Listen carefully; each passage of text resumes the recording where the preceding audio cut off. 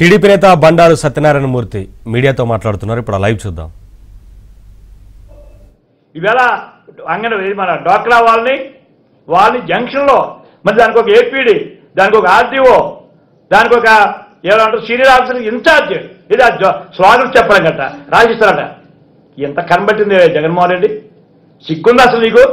అంతకుముందే traffic jam అయితే ఒక ప్యాసింజర్ పచ్చి బుద్ధిచ్చారు జగన్మోహన్ రెడ్డిని ఎయిర్పోర్ట్లో, టీవీలన్నింటిలో వచ్చింది. అయినా సిగ్గులేదు నీకెప్పుడు సిగ్గు, అక్కడ ఎప్పుడో సిగ్గు మర్చిపోయావు నువ్వు. ఇదేంటంటే ఒక గంట వచ్చిపోయే స్వామీజీ ఫంక్షన్కి చూడండి అందరూ ఎయిర్పోర్ట్ నుంచి పెందుర్తి వరకు మా జెండాలు, తెలుగుదేశం జెండాలు ఎక్కడ లోన్ ఉంటే పోలీసులు బిగుతున్నారు. ఏంటంటే చూడండి పోలీసులు ఫ్లెక్సీలు మొన్నటి నుంచి ఫ్లెక్సీలు ఎక్కడ ఏ ఫ్లెక్సీలు లేకుండా చేశారు. ఆయన ఫ్లెక్సీలు ఉండాలట. ఎక్కడ పోతున్నాం మనండి? వ్యవస్థ ఎక్కడ తీసుకెళ్తున్నావు జగన్మోహన్ రెడ్డి అడుగుతున్నా? ఉండేది ఎంతకాలం నువ్వు? Only 2 months, only 2 months. రేపు నోటిఫికేషన్ తర్వాత నీకు పవర్సే ఉండవు. మేలో కౌంటింగు, జూన్లో ఎక్కడ ఉంటావో తెలియదు.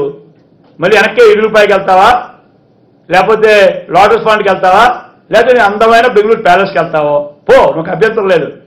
కానీ ఈ లోపల ఎందుకయ్యా? ఎంతమంది సామాజిక వేళ అందరూ పోలే ఉద్యోగస్తులు సార్ దేవుడు సార్ చెప్పండి, అందుకే ఎమర్జెన్సీకి వచ్చాను ప్రెస్ మీట్కి వేళ అందరూ పోలు. ఏమిటి సార్ ఇది? సీఎం వచ్చి ఎలా చేస్తారా? అసలు చంద్రబాబు ఎన్నిసార్లు వచ్చాడు నోటోళ్ళకి?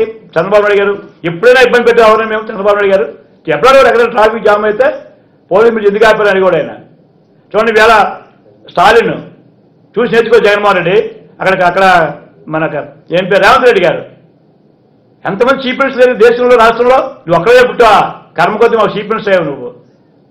అందుచేత ఇమీడియట్గా క్షమాపణ చెప్పు విశాఖపట్నం ప్రజలకే. నువ్వు చేసేది లేదు, పీకేది లేదు మా జిల్లాకే. అసలు సింగిల్ స్టాప్లో ప్రారంభం లేదు. పైగా వచ్చినప్పుడల్లా మాకు అడావడి ఈ షోకులు, అమ్మాయికి ఆడపిల్లలు పెట్టేది రోడ్డు మీద పెట్టేది పాపం ఆ డ్వాక్రా వాళ్ళని. లేదంటే మేము ఆపేస్తాం, చేయూత ఆసరా ఆపేస్తాం. ఇది చెప్పే పని. ఇలాంటి ఈవెంట్ మేనేజర్లు పెట్టుకునే కార్యక్రమాలు చేయడం ఇది దుర్మార్గపు చర్య. ఈ రెండింటినీ కూడా మేము ఖండిస్తూ తెలుగుదేశం పార్టీ పరంగా తక్షణమే ఈనాడు కార్యాలయం మీద వెళ్ళిన వ్యక్తులను కానీ, ఆంధ్రజ్యోతిలో మీద దాడి చేసిన విలేకరుల మీద 2 విలేకరుల తాలూకా కేసు కానీ తక్షణమే చేపట్టి వారందరినీ క్రిమినల్ చేయాలి పెట్టి అరెస్ట్ చేయాలని చెప్పి డిమాండ్ చేస్తూ తక్షణమే విశాఖ జిల్లా ప్రజలకే ఈ జగన్మోహన్ రెడ్డి పర్యటన పర్యవసానంగా సామాన్య ప్రధానికాన్ని ఇబ్బంది పెడుతున్న జగన్మోహన్ రెడ్డి క్షమాపణ చెప్పాలి విశాఖపట్నం ప్రజలకని నేను డిమాండ్ చేస్తున్నాను. నమస్కారం అమ్మా. మాజీ మంత్రి గారు కూడా ఈ దాడికి సంబంధించి మాట్లాడారు సార్. అంటే ఈనాడు ఆంధ్రజ్యోతి మీద అంటే ఇంకెలా ఉంది ఆ పార్టీ అదే ఆ ఛానల్స్